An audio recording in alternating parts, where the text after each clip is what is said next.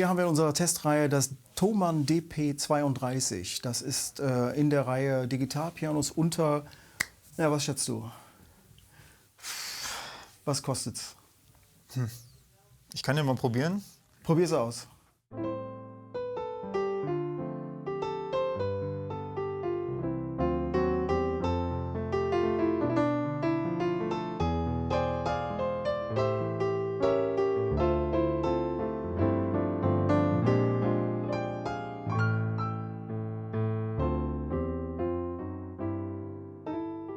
Also perlt auf jeden Fall, würde ich mal sagen. Ich würde sagen, so gefühlt und gesehen, so vielleicht so 700, 800 Euro die Preiskategorie. Nee, es kostet unter 500 Euro. Das Gerät? 444 Euro, um genau zu sein. Ja, das ist eigentlich haben wir in der Testreihe nur Portable Pianos gehabt bisher. Und das ist das erste Home Piano, also mit so einem Konsolenbau, mit Notenhalter dran und Nicht schlecht. vielen Ja. anderen Features noch. Da können wir gleich drauf eingehen. Aber spielt sich okay, oder? Die Tastatur Also und Sound. die Tastatur spielt sich gut und es macht auch Spaß zu spielen.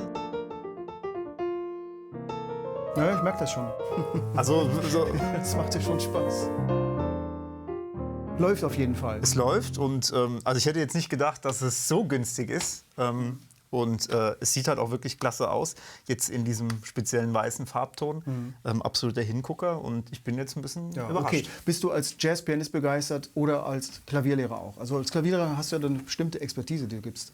Ja, es ist natürlich so, dass gerade wenn Kinder anfangen, Klavier zu lernen, dass die Eltern oft ein bisschen Sorge haben, dass das Instrument vielleicht zu teuer ist und dass man dann wieder vielleicht die Kinder aufhören. Und deswegen ist Preis immer eine wichtige Frage. Und ich muss sagen, also für das Geld unter 500 Euro, so ein Instrument als Einsteiger ist das auf jeden Fall eine Wahl, die man in Gut. Betracht ziehen Gut. sollte. Ja, also dabei hat es dann sogar, also wenn man jetzt auf die Funktionen eingeht, alles Mögliche noch dabei. Also 3 Pedale, das ist ja Standard für ein Home-Piano in Ja. dieser Bauweise. Aber das Sustain-Pedal hat sogar eine Halbpedalfunktion. Das ist in der Preisklasse gibt es eigentlich nicht. Das ist wirklich toll. Das ist ein bisschen eingeschränkt. Es hat nur so eine Ja. Zwischenstufe, aber immerhin hat man an diese Funktion gedacht. Das ist schon recht ordentlich. Bei dem Klavierklang, wenn man den wirklich ausklingen lässt, dann hört man, okay, das sind etwas kurze Samples, aber es ist gut gemacht. Es klingt trotzdem homogen aus. Klar muss man da irgendwo Abstriche machen bei dem Preis. Definitiv. Dennoch, es ist ein Stereo-Sample, das klingt an sich ganz ausgewogen, ist wunderschön. Dann gibt es sogar noch 2 Kopfhöreranschlüsse, dann gibt es einen Audioausgang und sogar einen Audioeingang. Nicht schlecht. Und USB. Das ist echt so ein Feature-Set, das man auch bei deutlich teureren Instrumenten hat. Oder eben bei einem Portable-Piano, das auch unter 500 Euro gibt. Aber da hat man natürlich ein deutlich kleineres Gerät ohne diesen ganzen Gehäusebau. Ja, das stimmt, ja. Ist vielleicht nicht allen klar, was man damit machen kann. Mit einem USB-Anschluss und einem Audioeingang. Gute Frage, Ja, ja. probieren wir es doch am besten aus. Alles klar, einen Audioeingang, den kann man natürlich gut gebrauchen, um einen MP3-Player anzuschließen, so ein Smartphone, irgendwas. Oder um über YouTube Piano-Lessons mit einem Tablet oder mit einem Smartphone zu machen. Das geht sehr gut. Ich schließe das hier jetzt einfach mal an mit USB und dann nehmen wir uns einfach mal eine Piano-App und schalten die da drauf, sodass wir das parallel spielen können.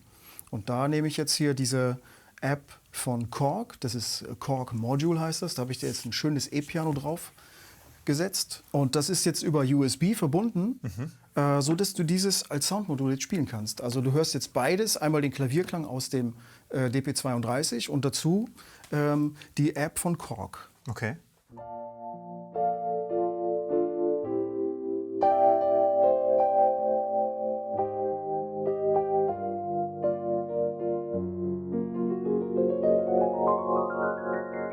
So, jetzt legen wir da noch einen Sound drunter. Diese App kann so Sounds nämlich layern. Da haben wir jetzt hier noch ein schönes Pad, Okay. Strings drunter gelegt und das sollte jetzt richtig fett klingen.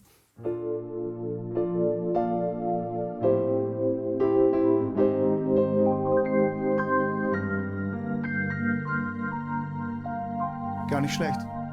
Das ist schon sehr cool, ja. Das macht, krass, macht oder? Laune, ja. Das iPad, das kostet dann schon fast so viel wie das Piano. Das stimmt, ja. Aber Das gut, ist wahr. wenn man das schon mal hat, wenn man ein iPhone oder iPad hat, da kann man dann diese App drauf starten und schaltet das zusammen und hat noch mal mehr Spaß. Und diese App ist ja auch nicht besonders teuer. Nein, die kostet 20 Euro. Ungefähr, ein bisschen mehr. Soundmäßig ist das Krass, sehr, oder? sehr cool. Also, Ja.